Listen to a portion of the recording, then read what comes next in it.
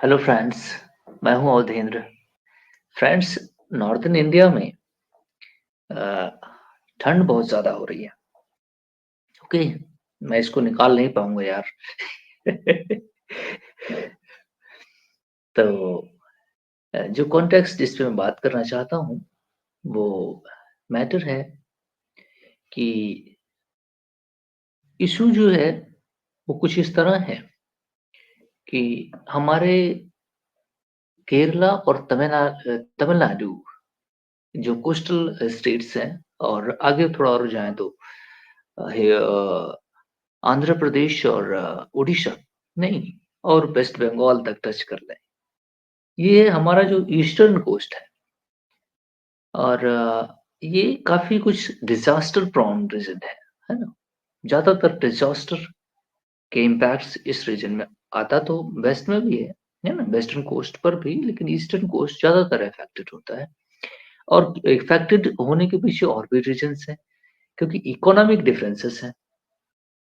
West coast पर मुंबई, गोवा नहीं, कर्नाटका, और यहाँ पे इसको एक एज और मिल जाता है वेस्टर्न घाट से, है ना। वेस्टर्न घाट और उसके हाइट और बाकी सब प्लेट्यू वगैरह, तो इससे एडवांटेज लिटिल बिट। और ये डेक्कन ट्रैप जो है, इससे कुछ इसको सॉलिड फाउंडेशन मिल जाता है, डिस्ट्रक्शंस कम होते हैं। लेकिन अगर देखा जाए तो केरला और ये ईस्टर्न फ्लैंक जो है, यहाँ पर डिस्ट्रक्शंस ज़्यादा होता है, क्योंकि यहाँ पे लैंड के जो टोपोग्राफी है उसमें कुछ डिफरेंसेस हैं। तो डिस्ट्रक्शंस भी डिस्प्रोपोर्शनल होता है ईस्टर्न कोस्ट पर। अब देखें तो आप और पॉवर्टी भी है ना। लार्ज सेक्शन ऑफ सोसाइटी हमारी जो है वो लोअर मिडिल क्लास, हम इंटायर नेशन है। लेकिन जो जिसको ज़्यादातर इम्पैक्ट होता है वो डाउन ट्रोडन पीपल होते हैं, है ना। उनके पास इंफ्रास्ट्रक्चर के लिए, अपने परमानेंट चीज़ों के लिए चीज़ें नहीं होती। और ज़्यादातर हमारे यहाँ ट्राइबल सोसाइटीज़ हैं, आंध्र प्रदेश और तमिलनाडु, है ना, इस उड़ीसा और बाकी रीजन्स में।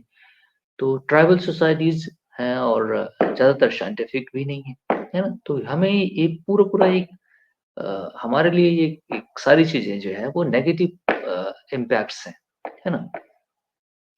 हम ये आग्रह करते हैं अपने गवर्नमेंट से, हमारे पास रिसोर्सेज की कमी है, ये मैं जानता हूँ, है ना। गवर्नमेंट इतनी बेवकूफ़ भी नहीं है, वहाँ पर भी लोग बैठे हुए हैं और वो सेंटिमेंटल हैं और काइंडनेस भी है उनमें, इतना ब्रुटैलिटी भी नहीं है ना, जिस तरह हम प्रेज़ेंट करते हैं कि हमारे सारे ऑफिसर करप्ट हैं, हमारे सारे लोग बेईमान हैं। नहीं, ऐसी भी बात नहीं है। लेकिन रिसोर्सेज का कंस्ट्रेंट तो है, लेकिन हमारी प्रायोरिटीज़ भी डिफरेंट है। मैं किसी भी चीज़ को क्रिटिसाइज़ नहीं कर रहा हूँ, लेकिन प्रायोरिटीज़ हमारी राइट नहीं है। 5,500 करोड़, 5,500 करोड़ रुपया जो है, हमारे प्राइम मिनिस्टर साहब ने 167 167 167 प्रोजेक्ट्स केवल और केवल कुंभ मेले के प्रोजेक्ट के लिए ये खर्च कर रहे हैं। कुंभ मेले के प्रोजेक्ट के लिए ये खर्च कर रहे हैं। कुंभ मेला दैट मीन्स जनवरी, और है ना, थोड़ा और एक्सटेंड कर दो तो फरवरी, नॉर्दर्न इंडिया का जो मेला है। कुंभ मेला के होने से मुझे कोई प्रॉब्लम नहीं है। लेकिन सेंट्रल गवर्नमेंट अगर 5,500 करोड़ रुपए खर्च कर रही है इस केवल पर्टिकुलर प्रोजेक्ट के लिए, और हर साल स्टेट गवर्नमेंट इसमें तमाम सारे पैसे, अब तो बाबा जी भी आ गए हैं हमारे यहाँ चीफ मिनिस्टर, तो क्योंकि मैं वहीं का हूँ तो इसलिए मुझे ज़्यादातर पता है। इनका सारा प्रोजेक्ट होता है कि वो जितने भी टेम्पल्स हैं, जितने भी बाकी चीज़ें हैं, है ना, उसको बिल्कुल रेनोवेट किया जाए। और राम ने जहाँ-जहाँ पैर रखे हैं वहाँ-वहाँ, हैं, 1000 फीट की मूर्तियाँ बनाई जाएँ। तो पूरा-पूरा उस पर्टिकुलर रीजन में 100 150 मीटर स्क्वायर कुछ ऐसे बनता होगा जहाँ पे पार्क पूर्क बना लेते हैं, नहीं? और यहाँ पे राम उनके गले मिले थे, वहाँ पे राम ने पैर रखा था। नहीं, हॉस्पिटल्स की जो सिचुएशन है, अगर आप उसको देखेंगे तो वीडियो में बना चुका हूँ बहुत सारी चीज़ें।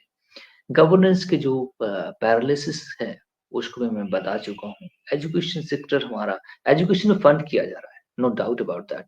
मैं अभी गाँव में गया तो देखा कि बच्चे उनको साइकिल, उनको रहने लड़कियों के लिए साइकिल्स, कंप्यूटर्स दिए जा रहे हैं बच्चों को। और पूरी तरह से फुल फ्लेज्ड फैसिलिटी और एजुकेशन फंड किया जा रहा है वो हाई लेवल की एजुकेशन है गवर्नमेंट के through, no doubt about that. लेकिन हमारी हेल्थ फैसिलिटी डिस्प्रोपोर्शनली वो under you know developed circumstances में है। तो उस पे हमें और फोकस करने की जरूरत है। एजुकेशन पर no doubt about that government ने रूरल एरियाज में जहाँ तक मेरी आंखें देख रही हैं उत्तर प्रदेश के अंदर, मैं सर्वे भी करता हूँ जब बाहर निकलता हूँ, है। तो मैंने देखा है क्वालिटी टीचर्स हैं, चीजें ठीक है, नो डाउट अबाउट दैट। लेकिन रेस्ट ऑफ द इंडिया के बारे में मुझे जानकारी नहीं है। लेकिन मैं चीजें देख रहा हूँ, गवर्नेंस हमारा वीक है, इमोरल गवर्नेंस भी है। और ये सारे जो फ्लॉज हैं लिटिल बिट आप सभी लोग जानते होंगे ये हमारे यहाँ है ना। शायद वो एटीट्यूडनल डिफरेंस भी है, वो भी ट्रांसफॉर्म होगा नेक्स्ट जनरेशन में, है ना। वो होगा, धीरे धीरे होगा। लेकिन हम लोग बढ़ रहे हैं फॉरवर्ड डायरेक्शन में। लेकिन जब से बाबा बाबा आए हैं ये अननेसेसरी पैसे, वही मैं कह रहा हूँ, हमारी जो मिसप्लेस्ड प्रायोरिटीज है ना, ये हमारे लिए प्रॉब्लम की बात है। हमारे पास पैसे की कमी नहीं है, सरकार के पास सफिशिएंट फंड है। अब वो आप कल्चरल रेनोवेशन बाकी वगैरह वगैरह नहीं बात करें तो बिल्कुल स्पिरिचुअलिटी है, लेकिन सारी चीजें ठीक है, लेकिन वो एक प्रोपोर्शनल डिस्ट्रीब्यूशन ऑफ फंड होना चाहिए। अगर बच्चे हॉस्पिटल के लिए मर जाएं और राम की बड़ी बड़ी मूर्तियां बने तो ये भी उचित नहीं लगता है ना, राम के एथिक्स पर ही मैच नहीं करता है आई थिंक, है ना।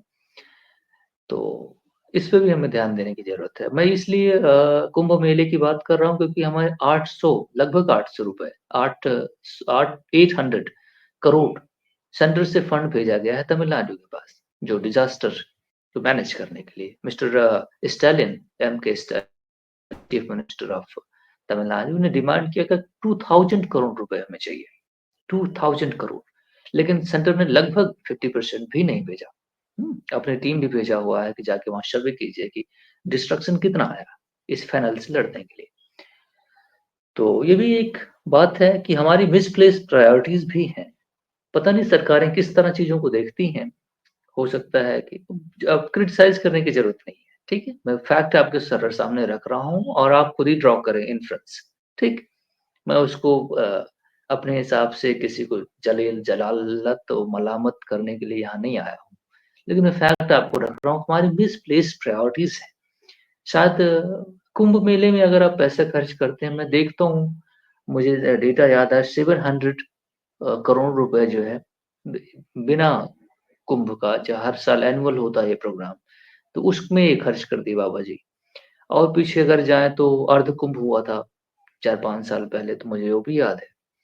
उसमें भी इन लोगों ने बहुत सारे पैसे, और मैं जब जाता हूँ उस ग्राउंड पर, है ना, ये सारे ड्रामे के बाद, तो वहाँ कुछ मुझे दिखाई नहीं देता। 2-4 पत्थर इधर-उधर पड़े रहते हैं, लोग गाय-भैंस उसी में नहा रहे होते हैं और कुछ 2-4 नाव वगैरह जो लोग लेके चल रहे होते हैं और बिल्कुल दंड-बिंड वहाँ से बंड बन पड़ा रहता है। तो ये पैसा जो इन्वेस्ट किया जा रहा है, जा कहाँ रहा है? हो के परमानेंट इंफ्रास्ट्रक्चर क्यों नहीं बनाया जा रहा? मेरा क्वेश्चन मार्क ये है ना? हर साल आप फंड देते हैं, हर साल फंड देते हैं। चीज़ों को मैनेज करें, आप टैक्सेस भी लेते हैं, दुकानें लोग लगा रहे होते हैं, तो आप उनसे लाखों रुपए लेते हैं, है ना? वो फंड कहाँ जाता है, क्या होता है? उसी से आपको करना चाहिए, रादर देन कि आप स्टेट से फंड ड्रॉ करते हैं, है ना? स्टेट के एक्सचेकर से फंड लेते हैं, सेंटर से, स्टेट से, नहीं। तो बाबा जी स्टेट में बैठे हैं, उनका तो कोई प्रोजेक्ट वोजेक्ट बजट वजट कोई देखता ही नहीं है ना। शायद 4.5 लाख करोड़ का बजट भी उन्होंने दिया था इस फाइनेंशियल ईयर में। उसमें भी उन्होंने काफी कुछ धर्म और इस सब तंत्र के लिए बनाया हुआ, जो कि कॉन्स्टिट्यूशनली रिस्ट्रिक्टेड है, लेकिन सर्कमवेंट करके पैसे दिए जाते हैं। और रिलीजियस पर्पसेस के लिए कॉन्स्टिट्यूशन में रिस्ट्रिक्टेड है स्टेट फंड देना, ठीक है। लेकिन अब उसको सर्कमवेंट करके इंफ्रास्ट्रक्चर के नाम पे, फिर डिफरेंट काइंड ऑफ चीज़ों के नाम पर फंड तो रिलीज़ किए जाते हैं। हम सिक्योरिटी दोगे तो स्टेट के फंड इसमें यूज़ नहीं हो रहे, है ना? तो इसको रोका नहीं जा सकता, ठीक है। लेकिन ये ज़रूरी नहीं कि हमें नहीं समझ में आता कि कुंभ क्यों हो रहा है, लेकिन लार्जली लोगों को ले है ना ये, है ना? होना भी चाहिए, क्यों नहीं होना चाहिए? स्पिरिचुअलिटी लोग एक्सरसाइज करते हैं, भगवान है या नहीं है वो सेकेंडरी मैटर है, लेकिन लोगों का बिलीफ तो है।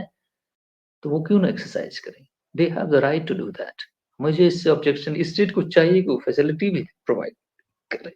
That is they are doing for that वो जितनी दुकानें लगती हैं, जितना सिस्टम वहाँ क्रिएट होता है, फुल फ्लेज्ड मेला होता है ना? तो उससे भी वो फंड बनाते हैं। तो उन्हीं फंड को इन प्रोपोर्शन उसको अप्लाई करना चाहिए रादर दैन कि आप स्टेट से फंड निकाल कर के उसमें 5,000 करोड़ से ज़्यादा 5,500 करोड़ ये रुपया होता है ना? मज़ाक नहीं है। अगर पता नहीं इसको बिलियन-विलियन में कैलकुलेट कर लो, हमारा तो मैथ बड़ा कमज़ोर है। देखा जाए तो काफ़ी बिलियन रुपया हो जाता है ये, है ना?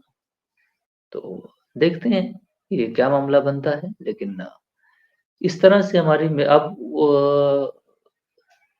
उसको 2,000 करोड़ रुपए दिया गया होता और इसमें पैसे कम भी खर्च होते तो कोई बुरा नहीं था। मेरा मुझे ऐसा लगता है। वहाँ पे लोग अ, बुरे कंडीशन में रह रहे हैं।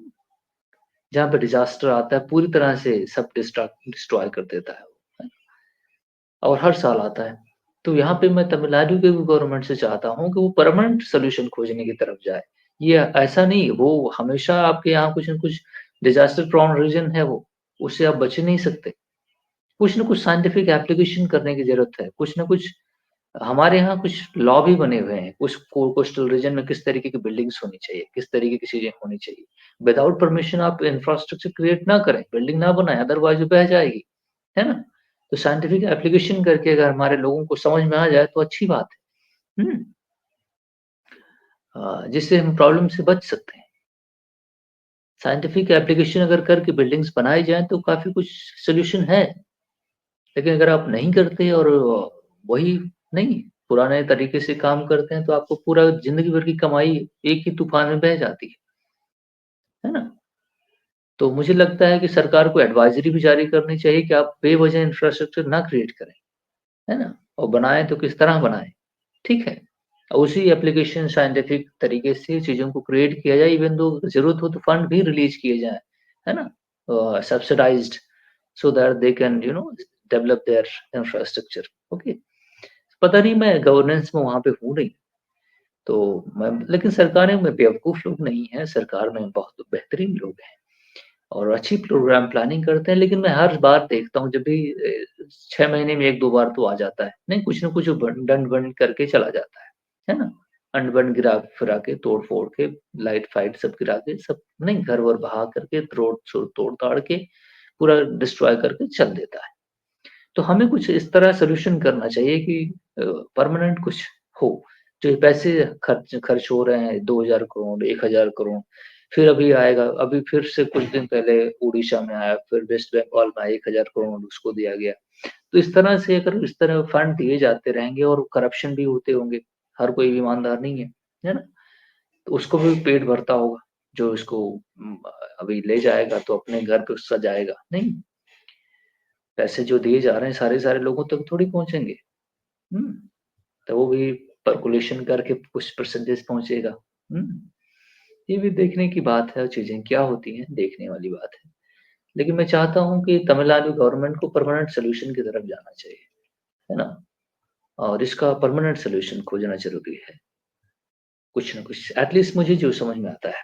I don't know I am right और रॉन्ग लेकिन मैं इस तरह इसको समझता हूँ। मैंने एक प्लानिंग है ना? How to develop the coastal region तो वो भी मैंने उसको पढ़ा हुआ है। देखा हुआ है उसमें बहुत सारी चीज़ें हैं, बेहतरीन है। लेकिन सवाल ये है कि एप्लीकेशन में नहीं है ना?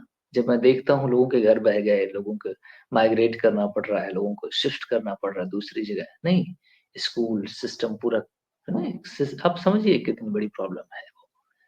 तो डिज़ास्टर से बचने के और कोई तरीके हैं, डिज़ास्टर मैनेजमेंट एक्ट वगैरह है जिसमें फंड है एनडीआरएफ भेजी जाती है, पूरा एक डेवलप मैनेज करने के तरीके हैं। लेकिन मैं ये जो कह रहा हूँ कि अननेसेसरी हमें फंड खर्च नहीं करना चाहिए और परमानेंट इंफ्रास्ट्रक्चर की तरफ से जाना चाहिए। साइंटिफिक एप्लीकेशन भी हमें हमारे सिटीज़न्स को करना चाहिए। मैं इस तरह समझ रहा हूँ, है ना? अगर मेरी बात लोगों तक पहुँचे तो कोई भी सॉल्यूशन कर आपको प्रॉब्लम आती है, तो हर चीज़ का साइंटिफिक सॉल्यूशन है और साइंस पर विश्वास करना सीखें, है ना? हमारे सिटीज़न से मेरी आग्रह है कि वो साइंस पर विश्वास करना और लॉजिक पर विश्वास करना सीखें। ठीक है? रैशनैलिटी की तरफ जाएँ। और तीसरा कंपोनेंट मैं और ऐड करना चाहता हूँ इस डिबेट में कि अगर आप एक्सरसाइज करते हैं, एक्सरसाइज करते हैं, आपका डाइजेशन सिस्टम सही होता है ना? डाइजेशन सिस्टम सही होता है, पेट में गैस फैस नहीं बनती है। दैट इज, ये मेरा एप्लीकेशन है। ठीक है, अगर आप ऐसा करते हैं तो आप बिल्कुल फिट रहेंगे। 3 किलोमीटर आप रनिंग करें, 1 घंटे एक्सरसाइज करें जो मैं करता हूँ, आपके बाल नहीं गिरेंगे। पहली चीज, वो हमेशा काले के काले बने रहेंगे। ठीक है, और आप हेल्दी और स्ट्रांग और एनर्जेटिक फील करेंगे। आइदर आप दिन में करें या रात में करें। ठीक है, ये आप अपनी जिंदगी में उतारें। किसी भी मेडिसिन को खाने की जरूरत नहीं पड़ेगी अगर आप ऐसा करते हैं तो। मेरी आग्रह है हमारे अपने सिटीजन से, you must have to start exercising. ये बहुत बेनिफिशियल है। करीब 1,000 किलोमीटर से ज्यादा मैं रनिंग कर चुका हूँ। 1,000 किलोमीटर से ज्यादा इस 8 महीने के अंदर, और मैं उसका बेनिफिट नजर कर रहा हूँ, देख रहा हूँ अपने आप में। ठीक है, तो मैं आपसे रिक्वेस्ट करता हूँ कि जो लोग भी हैं, है ना, अगर आप स्टार्ट कर दें, आपके मेंटल फिजिकल जो कॉम्बिनेशन है वो प्रॉपर होता है, और आप फिट एनर्जेटिक फील कर तो करते ही हैं, लेकिन आपकी मेंटल और आपकी हैबिट पर बहुत बड़ा इम्पैक्ट होता है। आपकी जो बैड हैबिट्स है ना, वो कर्टेल हो जाएंगी। मैं दावा है कि जो हमारे सिटीजन्स हैं जिनको बैड हैबिट्स है किसी भी प्रकार की, मोबाइल फोन से अट्रैक्शन है या फिर बहुत सारे और भी दुनिया में डिस्ट्रैक्शंस हैं, अगर आपको किसी भी प्रकार की प्रॉब्लम है तो मैं जादुई तरीका बता रहा हूँ। 3 किलोमीटर रनिंग करें, आइदर मॉर्निंग और evening, what ever the time you select, and 1 घंटे एक्सरसाइज, फिजिकल एक्सरसाइज वहां पे, है ना, हम्पिंग जंपिंग ले वो नहीं, तो ये आपके लिए बेनिफिशियल होगा। ठीक है, ये जरूर करें। आपको पूरी तरह से आप हेवनली फीलिंग करेंगे मेरे भाई एवं बहनों। So thank you. जिम में जाना मैं नहीं समझता हूँ लॉजिकल है, लेकिन हाँ, अगर आप ग्राउंड पर रनिंग करें, हम्म, और वहीं ग्राउंड पर एक्सरसाइज करें, that is way most important thing, and that is beneficial. Gym में जाकर के वो अनवन जो बॉडी फुला लेना, वो उसमें कुछ सॉलिड चीज नहीं होती, लेकिन आप रनिंग ऑन द ग्राउंड करें, ट्रैक और रेक पे नहीं, है ना। So thank you very much. ऐसा मुझे जो मेरा एनालिसिस है वो मैंने बताया। आई मे बी रॉन्ग और राइट,